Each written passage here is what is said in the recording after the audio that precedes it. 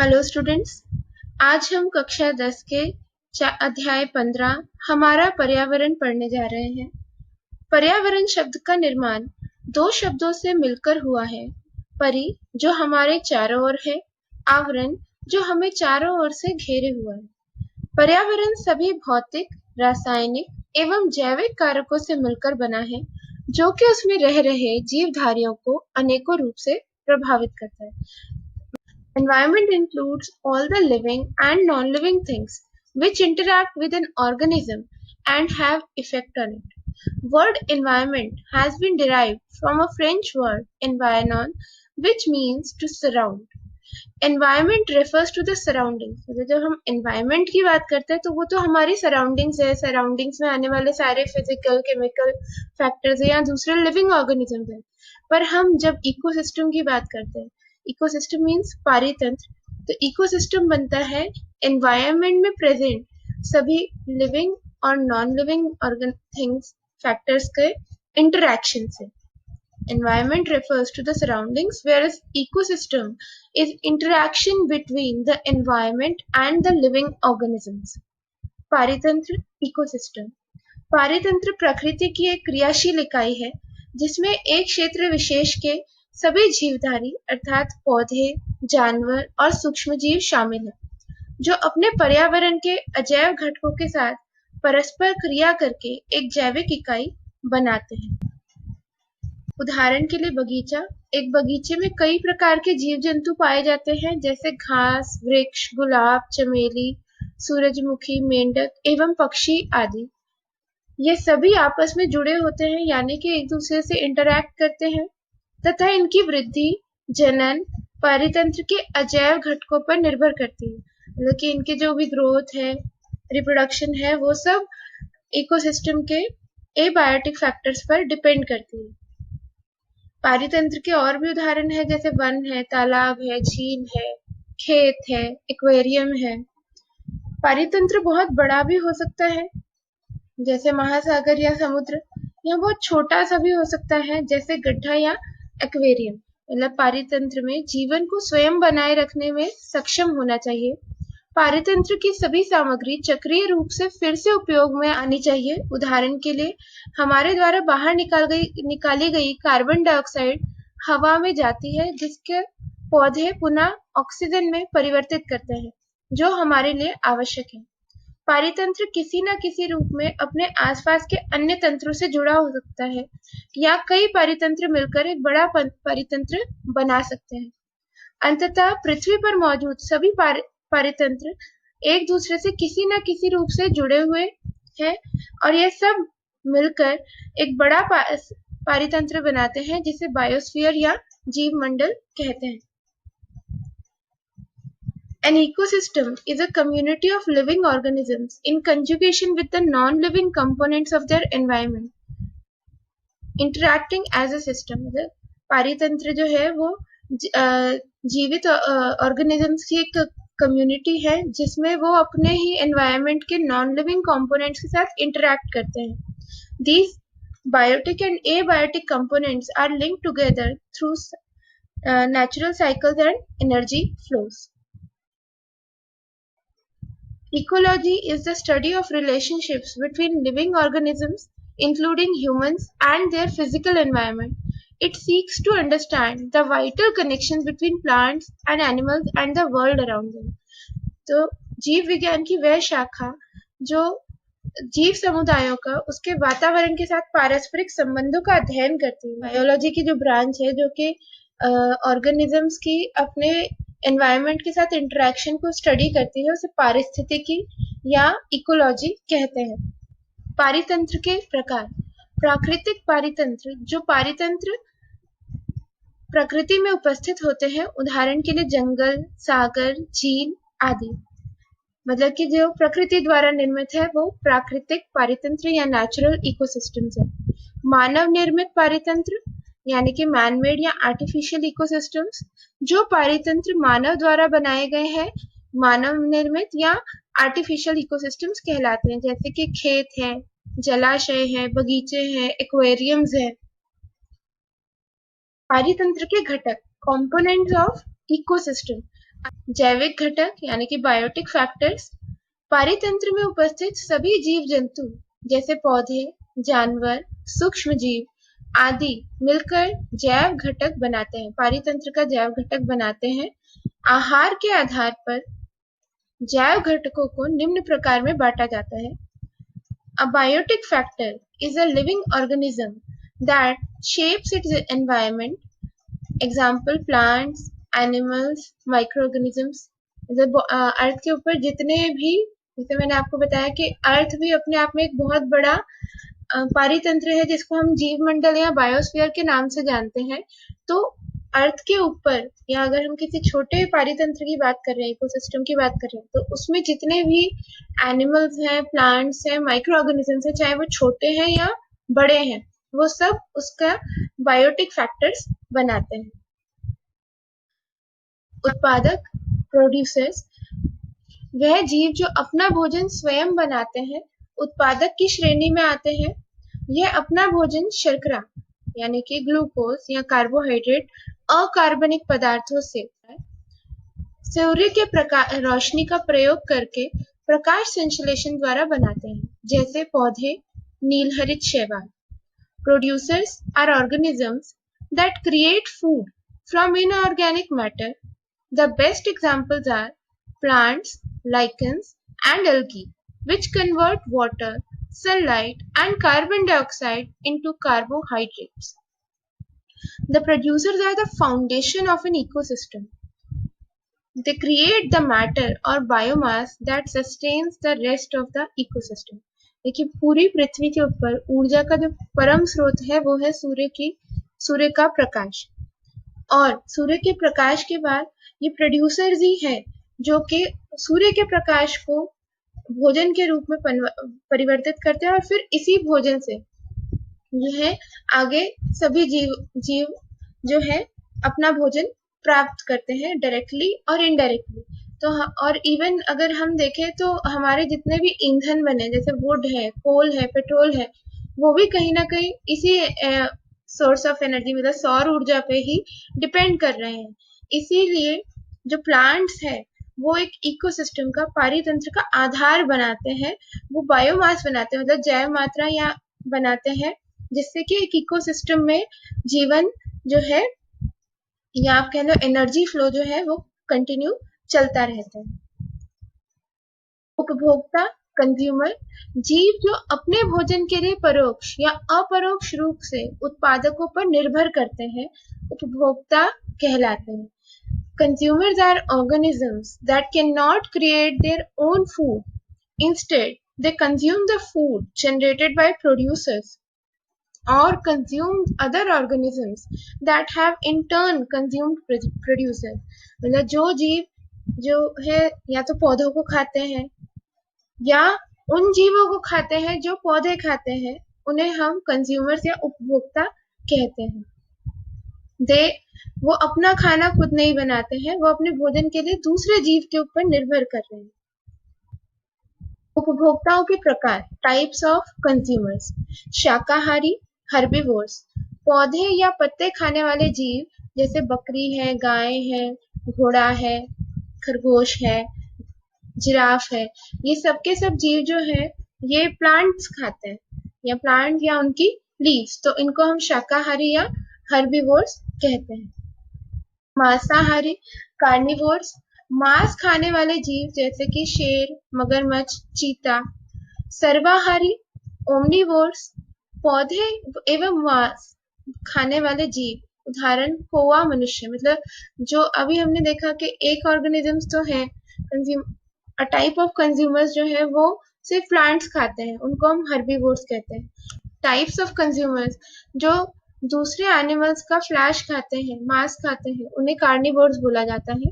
तो कुछ ऑर्गेनिजम्स ऐसे होते हैं जो कि प्लांट्स भी खाते हैं और दूसरे ऑर्गेनिजम्स का मांस भी खाते हैं, उन्हें हम ओमनिवोर्स कहते हैं, जैसे कि कौवा है, मनुष्य है, भालू है। परजीवी, पैरासाइट्स, जो जीव दूसरे जीवों के शरीर में रहते हैं तथा जीव से भोजन प्राप्त करते हैं और उन्हें हानि पहुंचाते हैं, परजीवी कहलाते हैं, जैसे अमरबेल है, जूं है, लीच है। A parasite is an organism that lives on or in a host organism and gets its food on the expense of its host's life. Example अमरबेल, जैसे प्लांट्स में आपने अमरबेल देखा होगा, लीच है, जू है, ये सब पैरासाइट्स के एग्जाम्पल्स हैं। इसके बाद तीसरे प्रकार के जीव आते हैं अपघटक, डिकम्पोजर्स। अपघटक वह प्राणी है जो सड़े गले पदार्थों से अपना भोजन प्राप्त करते हैं। कवक यानी कि फंजाई एवं जीवाणु बैक्टीरियाज मरे हुए जीवों व पौधों के जटिल पदार्थों को सरल पदार्थों में विघटित कर देते हैं, मतलब दे decompose the complex organic matter into simple matter या सिंपल फॉर्म। इस प्रकार ये पर्यावरण को साफ करते हैं तथा खनिज लवणों आदि को मिट्टी में पुनः डाल देते हैं या पुनः चक्रित कर देते हैं और मिट्टी में डाल देते हैं, जिससे कि मिट्टी की उपजाऊ क्षमता बढ़ती है तथा पौधे की वृद्धि में सहायक होते हैं। डिकम्पोजर्स ब्रेक डाउन डेड और decaying organic matter. Example, detritus feeders such as earthworm and sow bugs, fungi and bacteria. Scavenger animals such as vultures and hyenas are also thought of as decomposers. मतलब जो ये vultures है और hyenas है, ये दूसरे carnivores जो शिकार करते हैं उसके बाद जो कुछ बच जाता है उस पर फीड करते हैं, तो इस तरीके से एक तरह से वो भी एनवायरनमेंट को क्लीन कर रहे हैं, तो उन्हें भी डिकम्पोजर्स की श्रेणी में रखा जाता है। यदि अपघटक पारितंत्र में उपस्थित ना हो तो अगर अपघटक, मतलब कि हम ये कंडीशन का इमेजिन करें कि हमारी अर्थ पे से सारे अपघटक खत्म हो गए पारितंत्र में से, तो क्या होगा? ऐसी स्थिति में क्या होगा, क्योंकि वो कॉम्प्लेक्स ऑर्गेनिक मैटर को सिंपल ऑर्गेनिक मैटर में कन्वर्ट कर रहे हैं और साथ में जितने भी न्यूट्रिएंट्स हैं उनको फिर से सॉइल में डाल रहे हैं, तो तत्वों का पुनः चक्रण रुक जाएगा। जैव निम्नीकरणीय पदार्थों का निपटान नहीं होगा। देखिए, जितना भी ऑर्गेनिक मैटर है, चाहे प्लांट्स और एनिमल्स का वेस्ट प्रोडक्ट है या उनके डेड बॉडीज है, ये सब जैव निम्नीकरणीय पदार्थों में आते हैं, बायोडिग्रेडेबल सब्सटेंसेस हैं। तो अगर ये अपघटक यानी कि डिकम्पोजर्स नहीं होंगे तो जैव निम्नीकरणीय पदार्थ भी जो है वो एज इट इज ही पड़े रहेंगे, जैसे प्लास्टिक रहता है, प्लास्टिक को हम डिकम्पोज नहीं कर सकते, उससे जो है कचरा और बढ़ेगा जिसमें रोगाणु पनपेंगे और बीमारियां फैलाएंगे। अजैव घटक, एबायोटिक फैक्टर्स, परितंत्र के सभी निर्जीव घटक अजैव घटक कहलाते हैं। All the non-living components of environment are known as abiotic factors. Abiotic factors भी दो तरह के हैं, भौतिक कारक फिजिकल फैक्टर्स जैसे कि हवा, पानी, मृदा, तापमान, आर्द्रता, समुद्र तल से ऊंचाई यानी कि ऑल्टीट्यूड आदि। रासायनिक कारक केमिकल फैक्टर्स जैसे कि लवण संगठन, मतलब कि जो भी अगर वाटर बॉडी है, ओशन है या रिवर है, इनके सॉल्ट कॉन्स्टिट्यूशन क्या है, पीएच का मान। ये जो एबायोटिक फैक्टर्स हैं ये ही डिसाइड करते हैं कि किसी भी जगह पे, किसी भी पारितंत्र में किस प्रकार के लिविंग ऑर्गेनिजम्स यानी कि बायोटिक फैक्टर्स सरवाइव करेंगे या प्रेजेंट होंगे। जैसे जहाँ जिन एरियाज में मॉडरेट रेनफॉल होता है, मतलब ना बहुत ज्यादा और ना बहुत कम, वो उन एरियाज में ग्रासलैंड्स बनते हैं, घास के मैदान बनते हैं। जहाँ पे बहुत ज्यादा गर्मी होती है, रेनफॉल कम होता है और combined with other factors they are deserts. Deserts मतलब वहां पे रेगिस्तान बनते हैं। जैसे आहार श्रृंखला, फूड चेन, एक ऐसी श्रृंखला जिसमें एक जीव दूसरे जीव को भोजन के रूप में खाता है। जैसे उदाहरण के लिए घास हिरन द्वारा खाई जाती है, हिरन शेर द्वारा खाया जाता है। पौधों से शुरू होने वाले इस क्रम में प्रत्येक जीव अपने से पहले जीव पर भोजन या ऊर्जा के लिए निर्भर करते हैं। देखिए, a food chain is a linear network of links in food web starting from producer organisms and ending at apex predator or decomposer. A food chain also shows how the organisms are related with each other by the food they eat. एक आहार श्रृंखला में उन जैविक घटकों को जिनमें ऊर्जा का स्थानांतरण होता है उन्हें पोषी स्तर कहलाते हैं।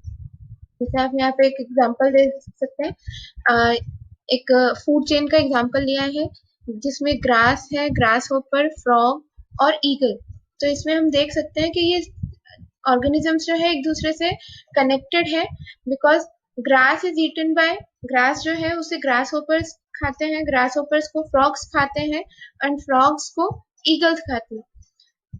तो यहाँ पे ये सारे ऑर्गेनिजम्स एक दूसरे से एक रिलेशनशिप में जुड़ गए, हु ईट्स हु।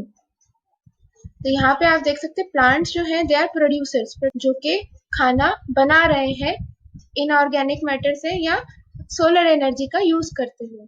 फिर ग्रास होपर्स जो है वो प्राइमरी कंज्यूमर्स है, या हम इनको हर्बीवोर्स शाकाहारी की श्रेणी में भी रखेंगे। फिर फ्रॉग जो है ये सेकेंडरी कंज्यूमर्स है मांसाहारी जीवों की श्रेणी में। ईगल जो है ये भी मांसाहारी जीवों की श्रेणी में आएंगे क्योंकि ये भी दूसरे जीव को खा रहे हैं, इन्हें हम टर्शरी कंज्यूमर्स कहेंगे। पोषी स्तर एक आहार श्रृंखला में उन जैविक घटकों को जिनमें ऊर्जा का स्थानांतरण होता है पोषी स्तर कहलाते हैं। The trophic level is a position that an organism occupies in a food chain. तो अगर हम फिर से इस फूड चेन को देखें तो इसमें टोटल 4 लेवल्स बने, ग्रास, ग्रास होपर, फ्रॉग और ईगल। और जिस लेवल पे जो ऑर्गेनिज्म है वो उसका ट्रॉफिक लेवल है, जो उसकी पोजीशन है फूड चेन में वो उसका ट्रॉफिक लेवल है। स्वपोषी अथवा उत्पादक प्रोड्यूसर्स जो होते हैं आहार श्रृंखला का प्रथम पोषी स्तर या फर्स्ट ट्रॉफिक लेवल बनाते हैं।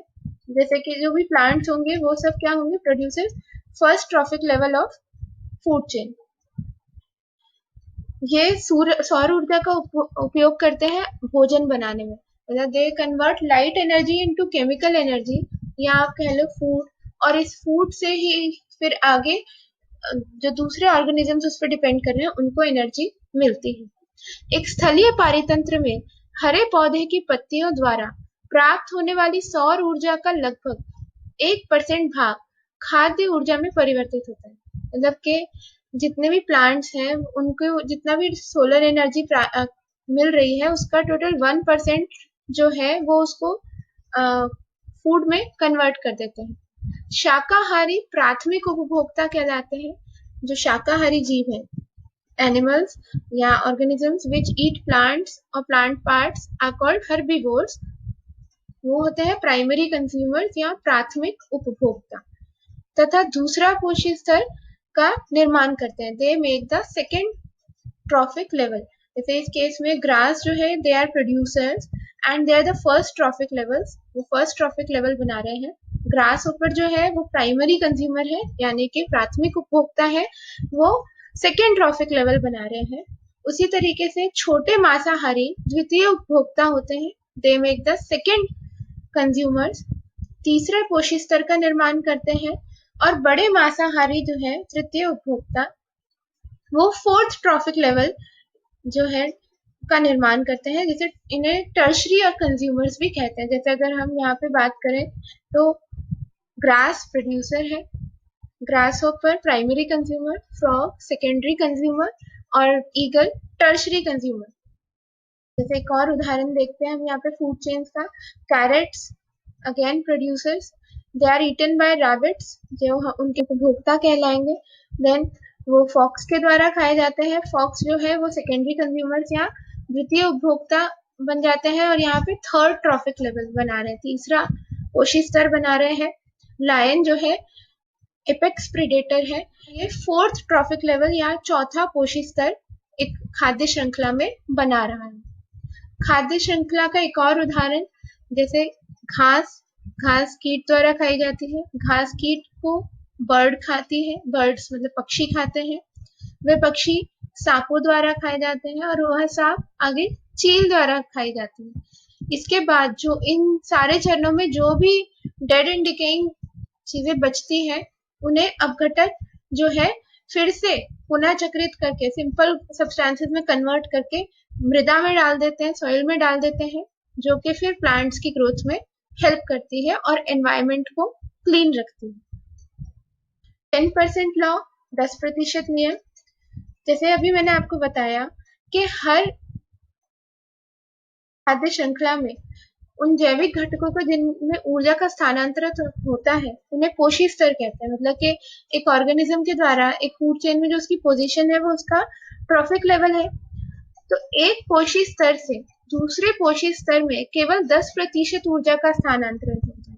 मतलब कि एक ऑर्गेनिज्म में टोटल जितनी भी एनर्जी उसके अंदर है उसका सिर्फ 10% जो है अगले पोषी स्तर को मिलेगा।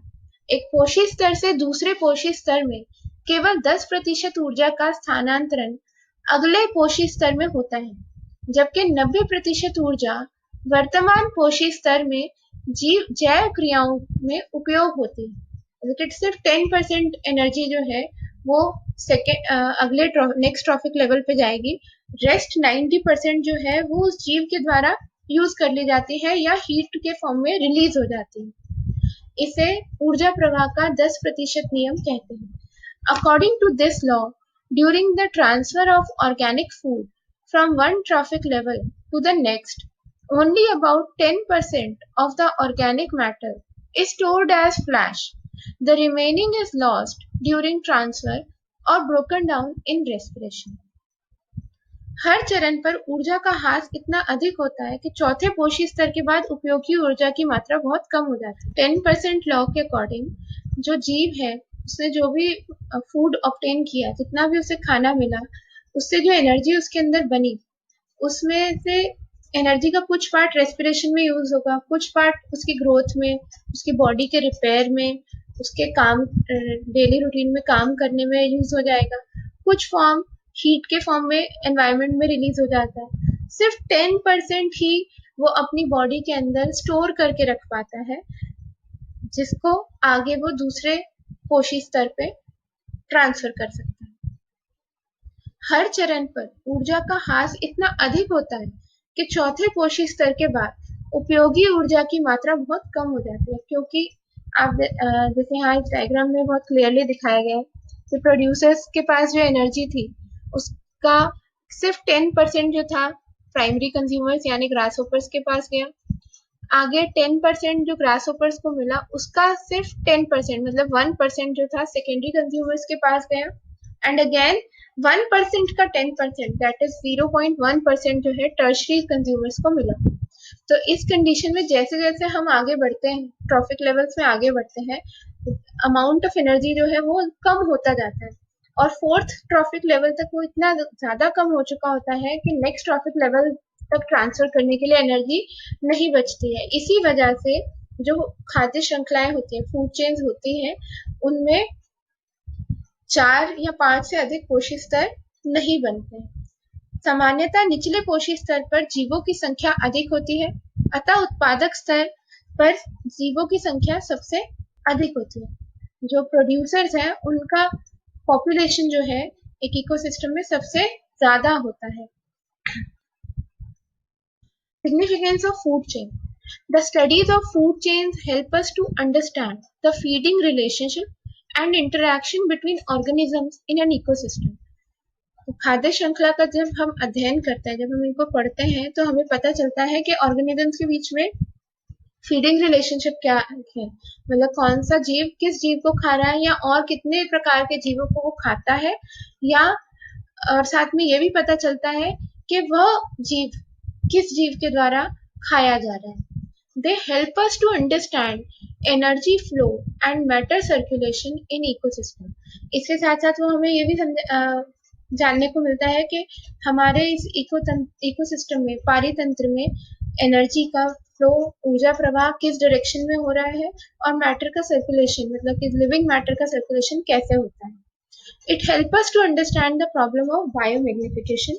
ये हमें जैव संवर्धन की समस्या के बारे में भी जानने में सहायता करता है। आहार जाल, फूड वेब, एक पारितंत्र में प्रत्येक जीव 2 अथवा अधिक प्रकार के जीवों द्वारा खाया जाता है, जो स्वयं अनेक प्रकार के जीवों का आहार बनते हैं। इस प्रकार आहार श्रृंखलाएं आपस में प्राकृतिक रूप से जुड़ी होती हैं, जो आहार जाल का रूप धारण कर लेती है, उसे आहार जाल कहते हैं। A food web is the natural interconnections of food chains and graphical representation of what eats what in an ecological community. ऊर्जा प्रवाह, एनर्जी फ्लो इन इकोसिस्टम। पृथ्वी पर ऊर्जा का परम स्रोत सूर्य का प्रकाश है। सौर ऊर्जा का प्रयोग करके प्रकाश संश्लेषण के प्रक्रम के द्वारा पौधे अपना भोजन स्वयं बनाते हैं, इसीलिए उन्हें प्रोड्यूसर्स भी कहा जाता है। और ये एनर्जी फ्लो एक ही डायरेक्शन में हो रहा है। ऊर्जा का जो प्रवाह है वो एक दिशिक होता है, एक ही दिशा में होता है। जो ऊर्जा एक पोषी स्तर से दूसरे पोषी स्तर में स्थानांतरित हो जाती है वह पुनः पहले पोषी स्तर को उपलब्ध नहीं हो सकती। हर पोषी स्तर पर ऊर्जा की हानि होती है। हमने 10% लॉ पढ़ा, जिसमें के अकॉर्डिंग एक ट्रॉफिक लेवल से, एक पोषी स्तर से केवल 10% ऊर्जा ही दूसरे ट्रॉफिक लेवल या पोषी स्तर तक स्थानांतरित होती है। इसलिए हर पोषी स्तर पर ऊर्जा की हानि होती है, जिसके कारण प्रत्येक पोषी स्तर पर उपलब्ध ऊर्जा में उत्तरोत्तर ह्रास होता जाता है। जैव संवर्धन, बायोमैग्निफिकेशन। आहार श्रृंखला में हानिकारक रसायनों की मात्रा में एक पोषी स्तर से दूसरे पोषी स्तर में जाने पर वृद्धि होती है। इसे जैव संवर्धन कहते हैं। Accumulation of a particular substance in the body of organisms at different trophic levels of a food chain is known as biomagnification. कारण क्या है? ये जो प्रदूषक पदार्थ है जैसे DDT है या पेस्टिसाइड्स, इंसेक्टिसाइड्स, इनके बारे में हम बहुत सुन रहे हैं कि भाई ये हमारे खाने में होती है और ये हमारी बॉडी को नुकसान पहुंचाती है। नुकसान इसीलिए पहुंचाती है क्योंकि ये पदार्थ बहुत जल्दी विघटित नहीं होते, दे डोंट डिकम्पोज इजीली। और हर पोषी स्तर पे, हर ट्रॉफिक लेवल पे इनकी कॉन्सेंट्रेशन जो है वो बढ़ती जाती है। फसल को बचाने के लिए हम कीटनाशकों या कीटनाशकों का प्रयोग करते हैं। ये कीटनाशक पौधे द्वारा जल में एवं खनिजों के साथ अवशोषित भी हो जाते हैं। इसके अलावा ये जलीय पौधों एवं जंतुओं में भी प्रवेश कर जाते हैं, नदी के साथ में या जो एक्सेस पानी वाटर बॉडीज में जाता है उनके साथ। प्रत्येक पोषी स्तर पे ही संग्रहित होते जाते हैं। जैसे अभी हमने पढ़ा कि हर ट्रॉफिक लेवल के ऊपर इन हानिकारक सब्सटेंसेस की, इन हार्मफुल सब्सटेंसेस की कॉन्सेंट्रेशन बढ़ती जाती है। अब क्योंकि मानव मतलब हम लोग जो है आहार श्रृंखला के शीर्षस्थ पे उपस्थित हैं, तो ये हमारे शरीर में इन रसायनों की मात्रा सबसे ज्यादा अधिक इकट्ठी हो रही है, जो कि धीरे धीरे बहुत प्रकार के हेल्थ प्रॉब्लम्स क्रिएट कर रही है। Some important questions. पारितंत्र क्या है? पारितंत्र प्रकृति की एक क्रियाशील इकाई है जिसमें एक क्षेत्र के सभी जीवधारी अर्थात पौधे, जानवर और सूक्ष्म जीव शामिल हैं, जो अपने पर्यावरण के अजैव घटकों के साथ परस्पर क्रिया करके एक जैविक इकाई बनाते हैं। एक स्थलीय पारितंत्र में हरे पौधे प्राप्त सौर ऊर्जा का कितने प्रतिशत खाद्य ऊर्जा में परिवर्तित करते हैं? तो आंसर इज 1%, 1%। स्वपोषी जीव सौर ऊर्जा को किस रूप में परिवर्तित करते हैं? स्वपोषी जीव जो है वो सौर ऊर्जा जो है वो प्रकाश के रूप में हमें मिल रही है, तो वो प्रकाश ऊर्जा को यौगिक ऊर्जा में परिवर्तित करते हैं। क्यों? 10% का नियम क्या है? एक पोषी स्तर से दूसरे पोषी स्तर में केवल 10% ऊर्जा का स्थानांतरण होता है, जबकि 90% ऊर्जा वर्तमान पोषी स्तर में जैव क्रियाओं में उपयोग होती है। इसे ऊर्जा प्रवाह का 10% नियम कहते हैं। पारितंत्र क्या होगा? प्रश्न नंबर 5, क्या होगा यदि पारितंत्र से अपघटकों का पूर्णतः सफाया कर दिया जाए? तो यदि पारितंत्र से अपघटकों का पूर्णतः सफाया हो जाए तो पदार्थों का पुनः चक्रण रुक जाएगा। जो न्यूट्रिएंट्स है, पोषक पदार्थ है, उनका पुनः चक्रण, उनकी साइकिल्स रुक जाएंगी। जो जैव निम्नीकरणीय पदार्थ है जैसे कि पौधों के और पशुओं के मृत शरीर है या उनके बॉडी पार्ट्स हैं या उनके वेस्ट प्रोडक्ट्स हैं, उनका डिकम्पोजिशन रुक जाएगा और इससे भी पृथ्वी के ऊपर कचरे की मात्रा बढ़ेगी, जिससे बीमारियां फैलेंगी। पारितंत्र के विभिन्न घटक कौन से हैं? पारितंत्र के 2 प्रकार के घटक होते हैं, जैविक घटक, जैव घटक, बायोटिक फैक्टर्स, और अजैव घटक, एबायोटिक फैक्टर्स। आहार श्रृंखला तथा आहार जाल में अंतर स्पष्ट कीजिए। आहार श्रृंखला एक ऐसी श्रृंखला है जिसमें एक जीव दूसरे जीव को भोजन के रूप में खाता है, और आहार जाल जो है वो कई आहार श्रृंखलाओं से मिलकर बनता है। आहार श्रृंखला में कई पोषी स्तर होते हैं और ऊर्जा का प्रवाह एक रेखीय होता है, और आहार जाल में ऊर्जा का प्रवाह शाखान्वित होता है, ब्रांच्ड होता है। आहार श्रृंखला सामान्यतः 3 अथवा 4 चरणों की होती है, क्योंकि हमें पता है कि 4 चरण या से अधिक आगे जाने पर ऊर्जा का ह्रास इतना अधिक हो जाता है कि उसके आगे और पोषी स्तर नहीं बन सकते हैं। और आहार जाल जो है वो एक तरह का जाल है जिसमें कई चरण होते हैं। प्रश्न नंबर 8, क्वेश्चन नंबर 8, जैव आवर्धन से आप क्या समझते हैं? आहार श्रृंखला में हानिकारक रसायनों की मात्रा में एक पोषी स्तर से दूसरे पोषी स्तर में जाने पर वृद्धि को जैव संवर्धन कहते हैं। तो इसके साथ हमारा आज का सेशन यही खत्म होता है। Thank you.